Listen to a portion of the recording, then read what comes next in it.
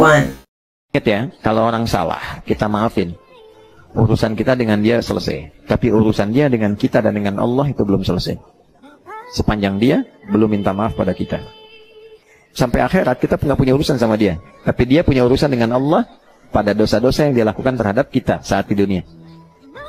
Ya, misal nih, ada orang fitnah Anda maafin aja.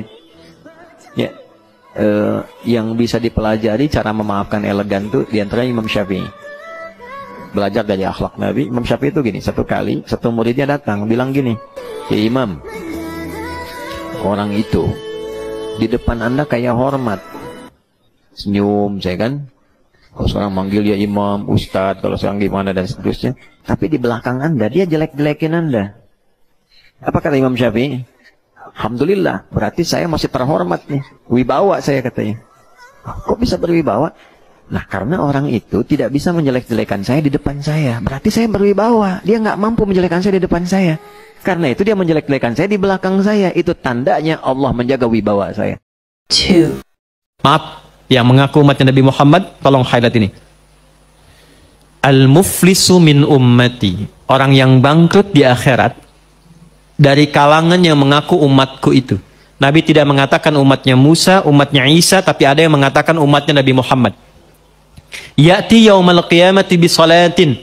Dia datang di hari kiamat dengan pahala rajin sholat. Jadi sholatnya rajin. Tahajud, dia sholat sunnah duha dan sebagainya.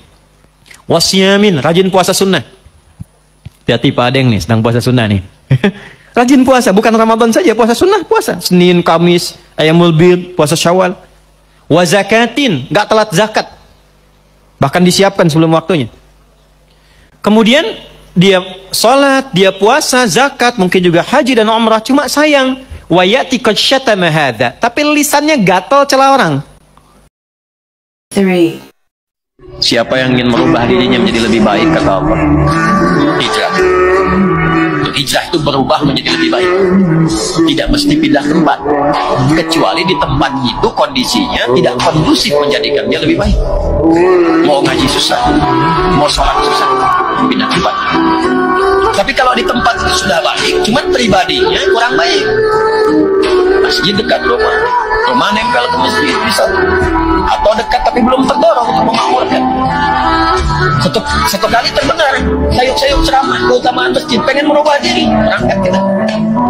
Tapi yang paling menarik, begitu berangkat baru pengen merubah jadi lebih baik. Baru dihitung tuh langkah. 1, 2, 3, 4 dihitung, tiba-tiba meninggal. Itu langkahnya jadi hitungan di sisi Allah. Jadi baru berniat untuk merubah itu sudah dihitung tobat. Nah, langkah yang kita apakan itu setiap langkah menggugurkan dosa dari taubat yang kita isi. Makanya kalau mau berangkat ke majelis ilmu, diisi dialah banyak istighfar. 4. Kenapa untuk urusan dunia 24 tahun begitu seriusnya? Taruhlah 20 tahun standarnya begitu seriusnya. Tapi untuk urusan akhirat yang abadi dan kita mengerti itu dibutuhkan, kenapa tidak serius? Sholat itu kan tiap hari dan dibawa wafat. Dunia nggak dibawa pulang. Apa Anda duga handphone yang Anda gunakan merekam sekarang akan dibawa sampai dengan ke alam kubur? Man rabbuka. Lihat nih, saya juga udah pernah ngaji. Nggak bisa begitu. Nggak bisa. Dibawa cuman kain kafan kan? 2 helai untuk laki-laki, perempuan pakai kudungannya. Ada kantongnya nggak kain kafannya? Tidak ada. Artinya urusan dunia selesai. Kan demikian. Jadi yang dibawa ke akhirat, kalau jujur saya boleh tanya, lalu Anda kalau meninggal, kita mau bawa apa? Ke akhirat mau bawa apa? Kita itu sebetulnya sudah meyakini karena kita beriman. Ya kan? Dan sudah paham yang dibawa itu amal saleh, sholat, puasa, zakat. Tapi kenapa porsi untuk bisa menekuni yang lebih penting itu kok porsinya lebih sedikit gitu? Padahal ketika yang ini pun dikejar, dunia ikut. Apakah ketika Anda misalnya sholat dunianya tertinggal? Tidak. Betapa banyak orang-orang terdahulu bahkan sekarang sholatnya rajin, pekerjaannya sukses kok. Ya. Dengan menghafal Quran, apakah akan mengurangi prestasi dunia? Tidak. Saya punya adik kelas, penghafal Quran, hafid Quran, juara balap sepeda. se-Asia, dan dia akan diundang sekarang dalam konstelasi dunia. Ya, eventnya dunia sekarang itu hafal Quran 30 juz, bukan juz 30 itu. 5. Ya, saya kurang sependapat kalau ada yang mengatakan dia belum dapat hidayah. Menurut kami kalimatnya kurang lengkap. Karena hidayah itu ditebar seperti sinyal. Tinggal kita mau mengambilnya atau tidak.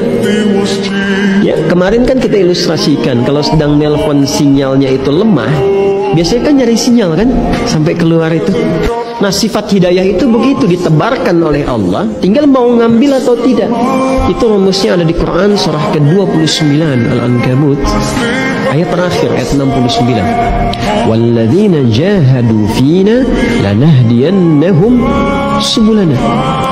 Walladzina jahadu fina, orang-orang yang mau mengakses sinyal hidayah dari kami. Jadi artinya apa? Allah memang sudah bentangkan seluas-luasnya, tinggal mau diambil atau tidak. Sekarang malah lebih banyak lagi, di share-nya kan udah pakai media sosial kan. Terkadang tidak terasa sensitivitasnya. Anda pulang kerja, sering saya ilustrasikan ini, pulang kerja kok bisa sih lewat masjid gitu, dan keadaannya sedang azan, terus lihat anak kecil tuh berangkat ke masjid. Kenapa harus lewat situ? Siapa yang membimbing kita untuk memilih jalan itu? Itu selalu ada itu. Jadi ada hidayah lewat pandangan, lewat pendengaran, lewat pikiran, atau lintasan hati. Seketika tak datang gitu, pengen sholat, kenapa saya begini? Itu mahal sekali. Makanya sifatnya kalau ada yang demikian, kata Al-Quran di rumus Qurannya, cepat ambil, karena tidak mudah lagi untuk mendapati itu.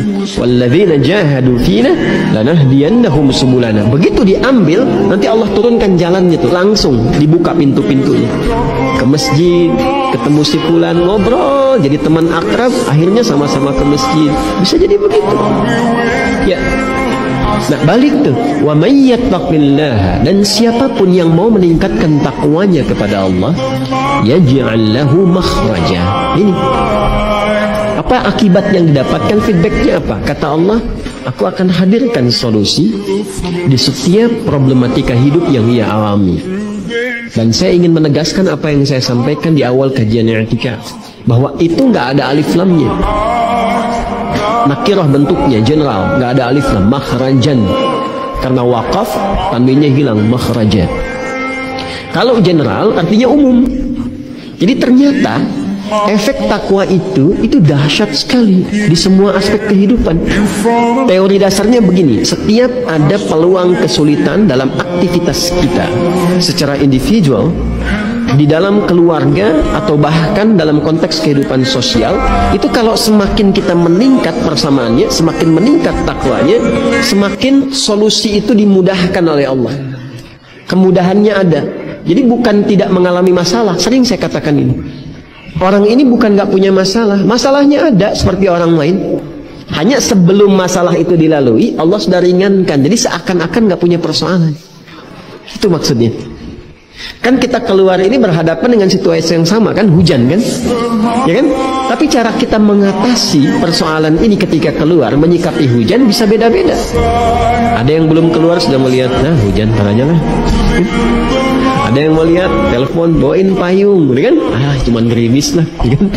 Dan seterusnya. Itu berbeda-beda. Nah, mahalnya hidayah Allah itu yang diberikan lewat takwa, itu memberikan ketenangan kepada jiwa, dan ketenangan itu mahal sekali.